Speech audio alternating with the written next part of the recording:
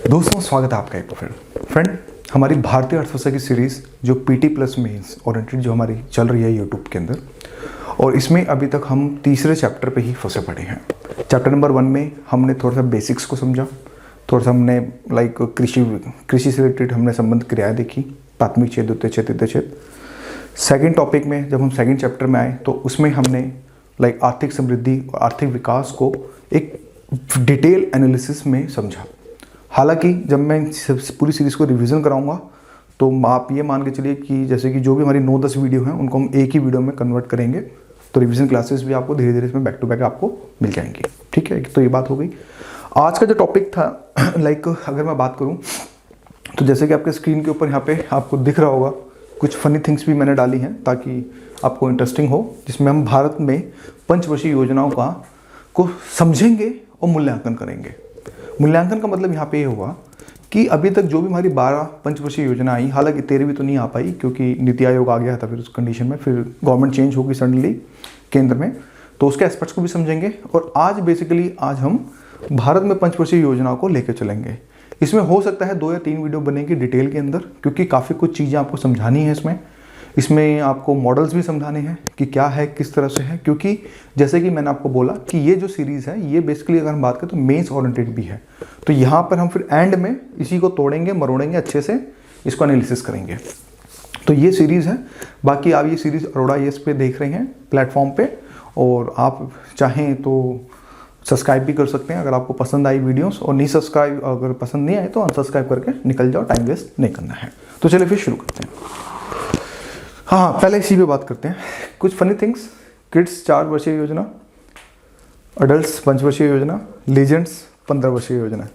तो इस एस्पेक्ट्स के काफ़ी मायने हैं।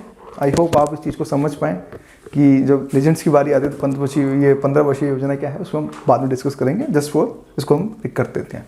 देखो, अगर हम बात करें पहली पंचवर्षीय योजना, पहले थोड़ी सी पृष्ठभूमि को समझो, क्योंकि पृष्ठभूमि को समझना भी बहुत इंपॉर्टेंट है। आप उस समय समझो कि ये आप सबसे पहले ये देखें कि टाइम अगर नोटिस करें तो 1951 से लेके 1956 तक में ये योजना बेसिकली जो है चली थी। लेकिन जब ये चली थी तो उसके पीछे की पृष्ठभूमि क्या थी, इस चीज़ को समझना बहुत जरूरी है, यानी कि background knowledge you should know about it. हमारा देश आज़ाद हुआ था, भुखमरी, गरीबी, बेरोजगारी, शिक्षा का स्तर न्यूनतम, और साथ में हेल्थ सर्विस एकदम खस्ता हालत, कुछ इस तरह की चीज़ें चल रही थी। और अभी भारत सिर्फ बुलबुल का बच्चा था, जिस तरह मैंने आपको पहले वाली वीडियोस में बताया था।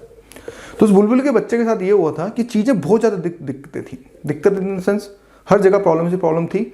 लेकिन उस समय फिर नेहरू जी ने अपनी तरफ से प्रयास किया, USSR को मॉडल जो हमारा रशिया मॉडल था उसको हमने कॉपी किया, और अपनी एक तरह से एक नियोजित टाइप में हम चीज़ें लेके चलने लगे। सुनियोजित, एक वर्ड को समझना कि इस पंचवर्षीय योजना से हमारा एक तरह से सुनियोजित अर्थव्यवस्था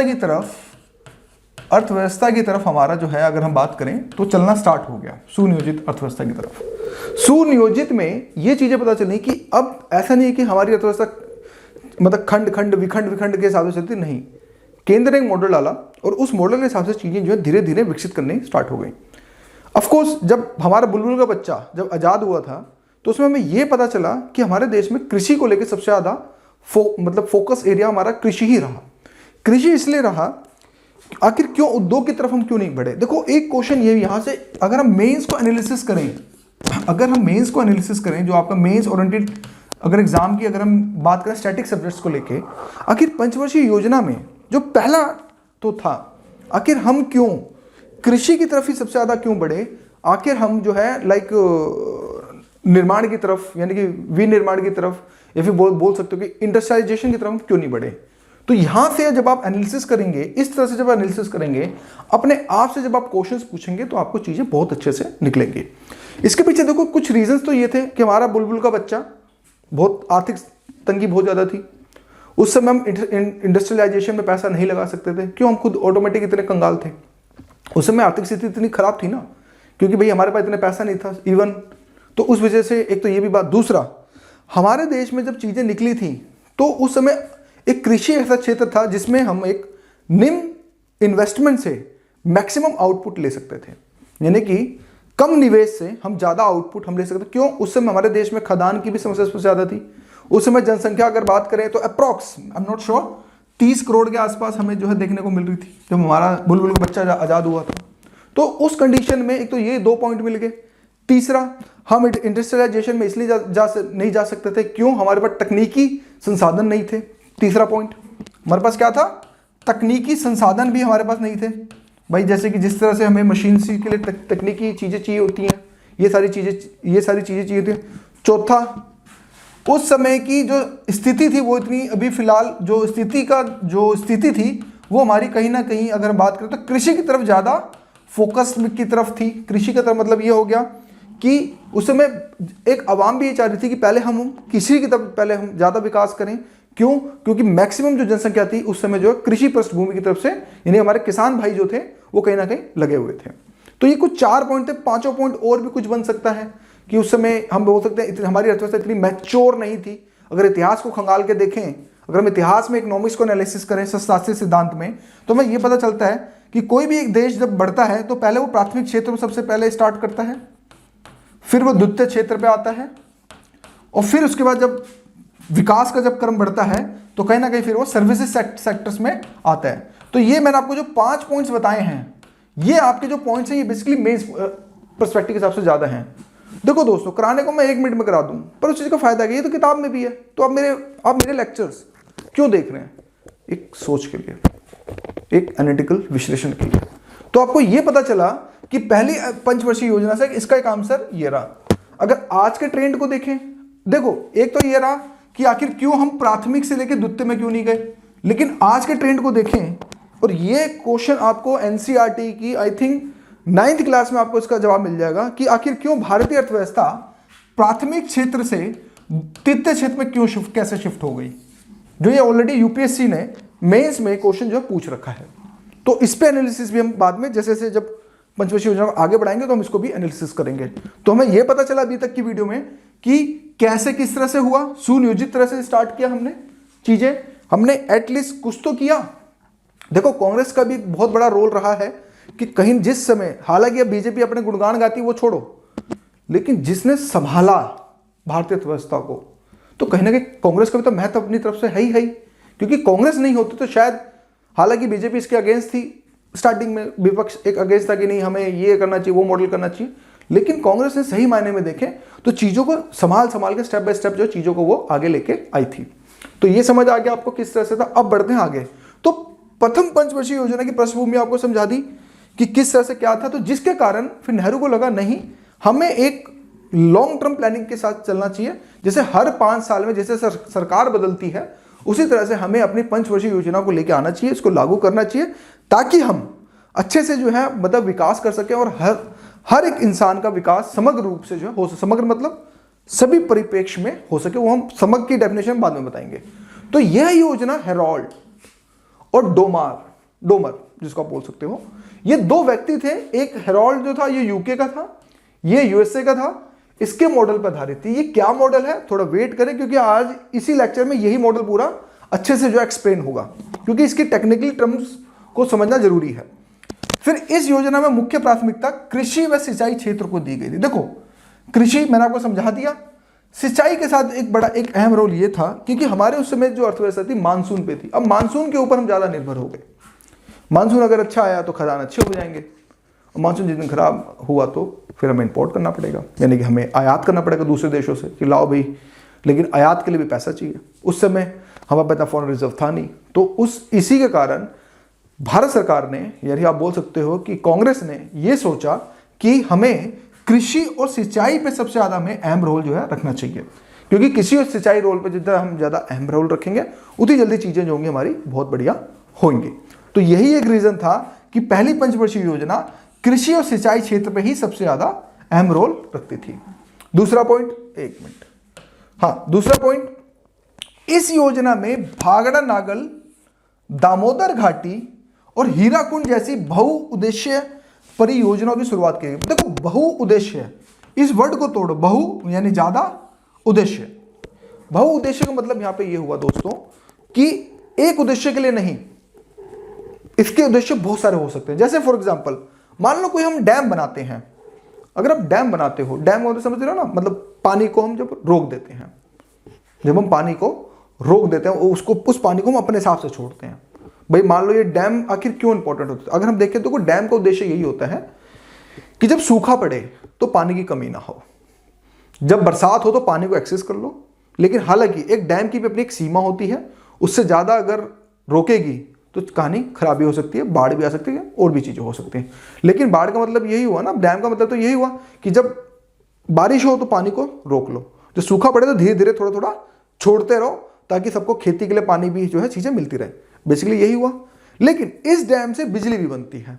कैसे बनती है भाई, पानी लगा दिया, इसके आगे 4 टरबाइन लगा दी, जब टरबाइन घूमेगा, जब चीज़ें चलेंगी, देखो कोई भी चीज़ जब घूमेगी किसी भी फोर्स के साथ तो उससे हम बिजली बना सकते हैं।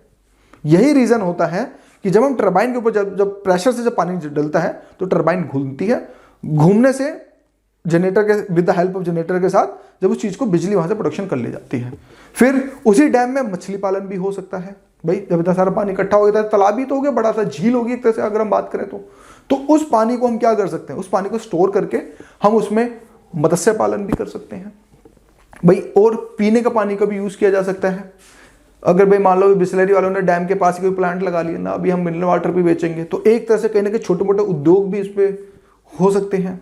तो कहने का मतलब यहाँ पे ये हुआ कि कम से कम एक उद्देश्य से ना होकर जब चारों उद्देश्य, मतलब कि बहुत सारे उद्देश्यों के साथ मिलाई जाती हैं चीजें, तो उसको हम बहु उद्देश्य कहते हैं। समझ आ गया, यानी कि मल्टीपल रोल फैक्टर्स।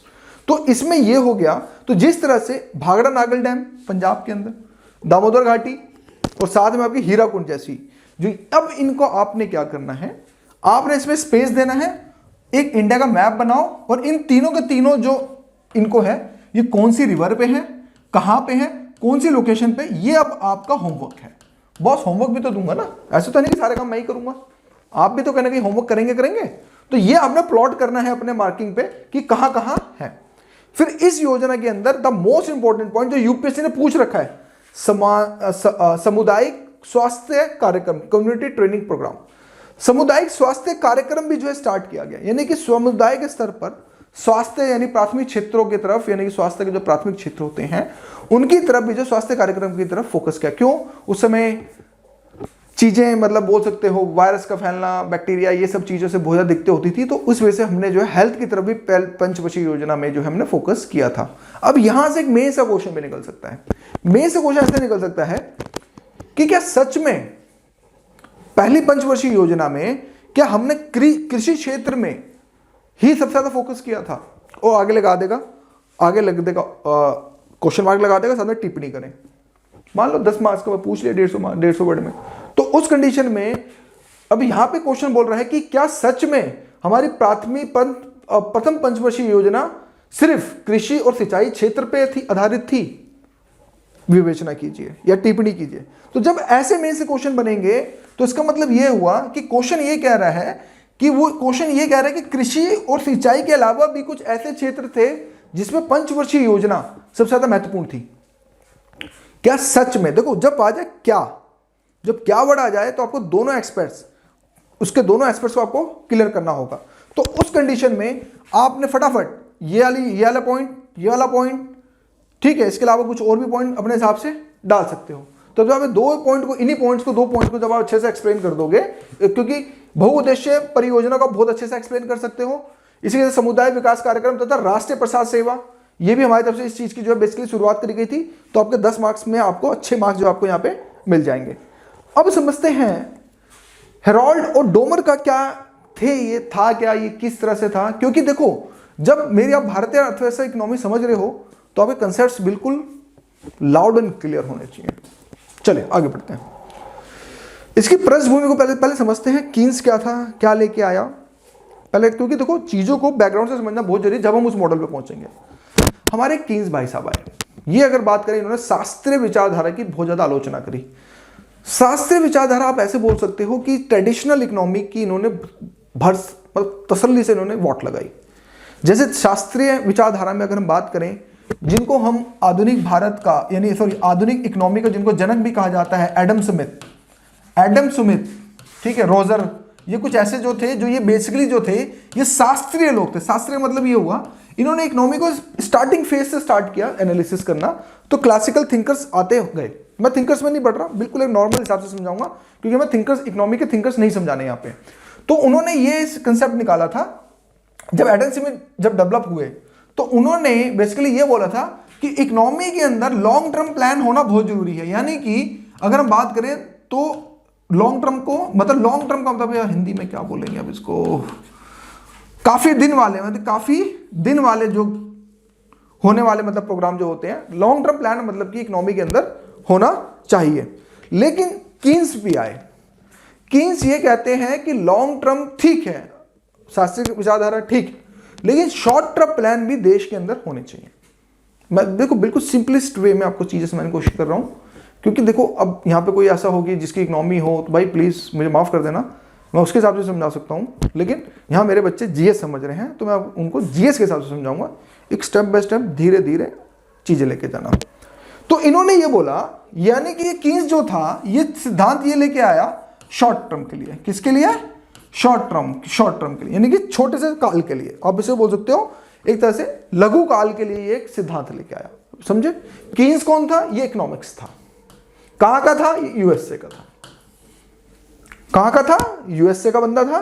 क्या लेके आया? शॉर्ट टर्म कुछ प्लान लेके आया। हमें नहीं पता अभी प्लान क्या है, बस हमें इतना पता चला कि जो ये है बेसिकली शॉर्ट टर्म प्लान जो है बेसिकली लेके आया था। एक मिनट, फिर उसके बाद इसी के बैकग्राउंड में देखे शास्त्रीय विचारधारा में एडम स्मिथ आया जो लॉन्ग टर्म प्लान लेके आया था। क्या प्लान था अभी तक मैंने आपको समझाया नहीं, तो आपको भी अभी पता नहीं है। चलिए, यह सिद्धांत ये कहता है, बेसिकली देखो यह सिद्धांत ये कहता है कि जब भी कोई भसड़ हो अर्थव्यवस्था में, जब भी कोई भसड़ हो तो गवर्नमेंट को भी इनिशिएटिव करना चाहिए। अगर हम मोटा मोटा बात करें, कोई भी अगर मान लो देश के अंदर किसी भी तरह की कोई दिक्कत होती है, कोई किसी भी तरह की अगर देश में वालों को मतलब किसी तरह की दिक्कत होती है, तो गवर्नमेंट को यहाँ पे हस्तक्षेप करना चाहिए। गवर्नमेंट को हस्तक्षेप करके गवर्नमेंट को पैसा इन्वेस्ट करना चाहिए। पैसा इन्वेस्ट करना चाहिए, मतलब कहने का मतलब यह हुआ कि अगर मान लो कोई दिक्कत है, पहले हाइपोथेटिकल एग्जांपल में समझते हैं। वो ये कहता है कि मान लो हमारे देश में रोजगार सिद्धांत है ही नहीं, बिल्कुल बेरोजगारी है, भुखमरी है, तो गवर्नमेंट को यहाँ पे निवेश करना चाहिए। वो ये कहता है कि अगर गवर्नमेंट 100 रुपये निवेश करेगी तो कल को इसको 150 रुपये गवर्नमेंट को इनडायरेक्टली वे में मिल जाएंगे। अब ऐसे समझो, अभी बिल्कुल सिंपल सिचुएशन में गवर्नमेंट ये कहती है कि अगर 100 रुपये कोई निवेश करता है तो उसको 150 रुपये जो है मिल जाने चाहिए। समझ आया? क्योंकि भी सिद्धांत समझाऊंगा बहुत टेक्निकल है, इसलिए मैं बिल्कुल अपनी लैंग्वेज समझा रहा हूं। हमें यह पता चला शास्त्रीय विचारधारा में लॉन्ग टर्म प्लान की तरफ ज्यादा फोकस था। कीन्स भाई साहब आए, हमें हेरॉड मॉडल समझना है, लेकिन पहले मैं आपको कीन्स का थोड़ा मोटा मोटा समझा रहा हूं क्या है। हमें यह पता चला कि शॉर्ट टर्म प्लान लेके आए। इन्होंने एक बात बोली कि अगर देश के अंदर मान लो आर्थिक विकास नहीं है, या फिर हमारा देश कंगाली की तरफ बढ़ रहा है, मंदी की तरफ बढ़ रहा है, अगर हमारा देश या फिर कोई भी, जैसे कि यूएस के अंदर 1930 में ग्रेट डिप्रेशन का एक वर्ड बोला था, 1930 जब वर्ल्ड हिस्ट्री पढ़ेंगे तो उन्होंने इनका इस सिद्धांत की बहुत ज़्यादा तारीफ हुई थी। मैं उसी सिद्धांत को एक सिंपल लैंग्वेज में समझने की ये सोच रहा हूँ कि जब देश मंदी में भी हो, या फिर भसड़ आप बोलो मंदी में भी हो, तो गवर्नमेंट को यहाँ पे इसमें पैसा डालना चाहिए, गवर्नमेंट को निवेश करना चाहिए। निवेश करेंगे तो जिससे, अब देखो, अब मार्केट में जब पैसा आएगा तो डिमांड बढ़ेगी। डिमांड का मतलब मांग बढ़ेगी किसी चीज की। जब मांग बढ़ेगी तो ऑटोमेटिक रोजगार जो होगा वो कहीं ना कहीं थोड़ा सा स्टार्ट होगा। मंदी से जब हटेंगे लोग तो भाई मांग बढ़ेगी तो रोजगार भी बढ़ेगा। जब रोजगार बढ़ेगा तो क्या होगा? उत्पादन भी जो है ज्यादा बढ़ेगा। तो उसी चीज को लेके यहाँ पे ये बात जो इन्होंने बात करी थी। अगेन छोटा सा रिकैप करते हैं ताकि आपको चीजें याद हो। एडम स्मिथ आए, लॉन्ग टर्म विजन देके गए कि इकोनॉमी को बाजार व्यवस्था पे लेके चलना चाहिए। क्या है अभी हम धीरे धीरे, have some time, give me some time. फिर कीन्स भाई साहब आए, कीन्स ने ये बोला कि नहीं, शॉर्ट टर्म के पीछे भी हमें पढ़ना चाहिए, हमें ज़्यादा लॉन्ग टर्म ना होके हमें कुछ सालों का, 5 साल, 6 साल, 8 साल, 10 साल का भी हमें जो चीज़ें लेके चलनी चाहिए। तो हमने ये चीज़ समझी। हमें ये भी पता चला कि कीन्स का मॉडल 1930 में जब यूएस के अंदर जब ग्रेट डिप्रेशन आया था तो इनकी किताब के थ्रू गवर्नमेंट ने फिर इनकी मतलब पॉलिसी को अपनाया और इन्वेस्ट किया, ज़्यादा इन्वेस्ट किया, ताकि जो है रोजगार को बढ़ाया जा सके, मंदी से अपने आप को जो है बचाने के लिए। ये चीज़ समझ आई? अभी तक आपको यहीं तक समझ आया? हाँ। तो इसमें यह हमें पता चला, इन्होंने ये बोला कि अगर हम इन्वेस्ट कर देती है सरकार तो एक ऐसा पीक टाइम भी आ जाएगा जब ये ऑटोमेटिक बाजार पर आधारित हो जाएंगे। बाजार का मतलब ये हो गया कि अगर मान लो मंदी थी, मंदी से गवर्नमेंट ने इन्वेस्ट करके मान लो इंजेक्शन डाला पैसों का, अर्थव्यवस्था के अंदर लगाया इंजेक्शन अच्छे से, फिर उसके बाद इन्होंने क्या किया, इंजेक्शन डाला तो इंजेक्शन का वर्क करना स्टार्ट हुआ, उत्पादन बढ़ा, प्रोडक्शन बढ़ा, मार्केट में डिमांड आई, तो ऑटोमेटिक चीजें जो थी मांग और पूर्ति कहीं ना कहीं इस तरह से, पहले ये था कि भाई मांग कम है पूर्ति ज्यादा है, इंजेक्शन लगाया अर्थव्यवस्था को, फिर उसके बाद धीरे धीरे धीरे धीरे मांग बढ़ने लग गई, पूर्ति को हल्का कम किया, लेकिन फिर एक ऐसा टाइम आया जब मांग और पूर्ति एकदम बराबर होनी स्टार्ट हो गई, मतलब थोड़ा बहुत हल्का फुल्का माइनर, मैं हाइपोथेटिकल सिचुएशन समझा रहा हूं ताकि वो चीजें अच्छे से क्लियर हो। तो उसमें इन्होंने ये बोला कि पूंजीवादी अर्थव्यवस्था में बाजार की ताकतें संतुलन हासिल करने के लिए खुद को समायोजित करती हैं, जो मैंने अभी आपको एग्जांपल बताया। फिर भाई साहब ये कहते हैं कि इन्होंने अपनी पुस्तक में रोजगार के 7 सिद्धांत की काफी आलोचना की थी, यानी कि इन्होंने एडम स्मिथ की बैंड बजा के रख दी थी अच्छे से। यानी जब एडम स्मिथ आए थे तो इन्होंने अच्छे से तसल्ली से जो इनकी बैंड बजाई थी, और कीन्स ने ना केवल शास्त्रीय अर्थशास्त्र की आलोचना करी बल्कि अपने स्वयं के रोजगार के सिद्धांत की मतलब की वकालत करी कि आप हमारी जो मैंने आपको थ्योरी समझाई कीन्स की कि अगर मंदी हो तो गवर्नमेंट को इन्वेस्ट करना चाहिए। अभी तो ये वर्ड बहुत सुनने में बहुत हल्का सा लगता है, लेकिन सोचो उस समय जब ये वर्ड था नहीं, उस समय जब चीजें निकली तो लोगों ने सच में इस चीज को माना। तो यानी कि जब मंदी हो तो सरकार को इंजेक्शन लगाना चाहिए, आप ऐसे समझो बस, बाकी सब चाहिए छोड़ दो। जब मंदी हो सरकार को इंजेक्शन लगा देना चाहिए, बस इंजेक्शन लगाओगे तो ऑटोमेटिक काम है एकदम बढ़िया हो जाएगा। देखो मैं बिल्कुल सिंपल है, मैं समझा रहा हूं, चलिए आगे बढ़ते हैं। फिर उनके सिद्धांत का पालन कई आधुनिक अर्थशास्त्रियों ने भी किया था। कीन्स की पुस्तक द ग्रेट डिप्रेशन अवधि के बाद प्रकाशित हुई थी। महामंदी ने साबित कर दिया था कि बाजार की ताकतें खुद संतुलन हासिल नहीं कर सकती। देखो यहां पर एक बात समझो, जब महामंदी आए यानी कि जब चीजें है ही नहीं, मान लो मंदी चल रही है, एकदम मंदी चल रही है, आप ये सोच रहे हो कि नहीं आने वाले टाइम में ऑटोमेटिक चीजें ठीक हो जाएंगी, कहां से ठीक हो जाएंगी जब तक गवर्नमेंट उठ के आगे नहीं आएगी। आजकल हमारे मोदी जी हर जगह जाते हैं ना, टॉप पे रहते हैं हर जगह, चाहे वो इसरो के चंद्रयान उन्होंने किया तो जो भी वहां पे पहले पहुंच गए थे। तो सेम इसी की जैसे यहां पे ये हुआ कि मंदी ने साबित कर दिया था कि बाजार की ताकतें खुद अपने आप को संतुलित नहीं हासिल कर सकती। उसे हासिल करने के लिए इन्हें भारी समर्थन का मतलब यहां पे ये हुआ कि गवर्नमेंट को एक इंजेक्शन लगाना चाहिए।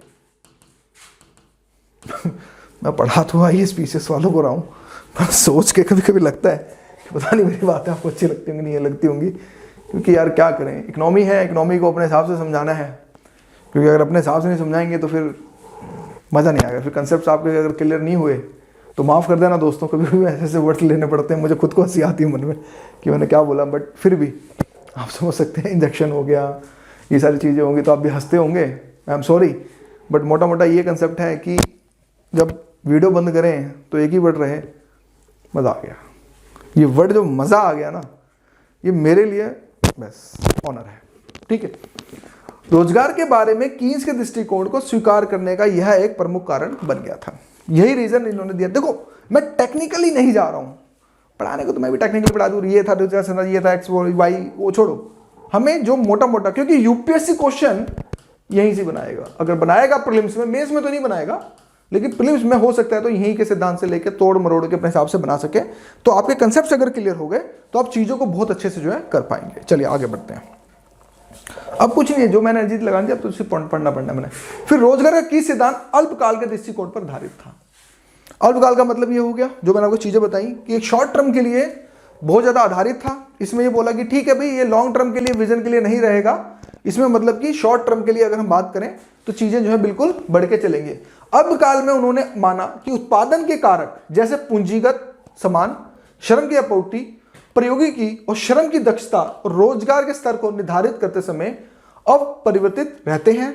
इसलिए कीन्स के अनुसार रोजगार का स्तर राष्ट्रीय आय और उत्पादन पर निर्भर करता है। यानी कि इन्होंने एक बात यह बोली थी कि कीन्स के अनुसार कि रोजगार का जो स्तर होगा, यानी कि किसी देश में रोजगार का जो स्तर होगा वो कहीं ना कहीं अगर बात करें राष्ट्रीय आय, हमारे देश की समग्र आय जीडीपी जिसकी बात कर रहे हैं, राष्ट्रीय आय और साथ में उसके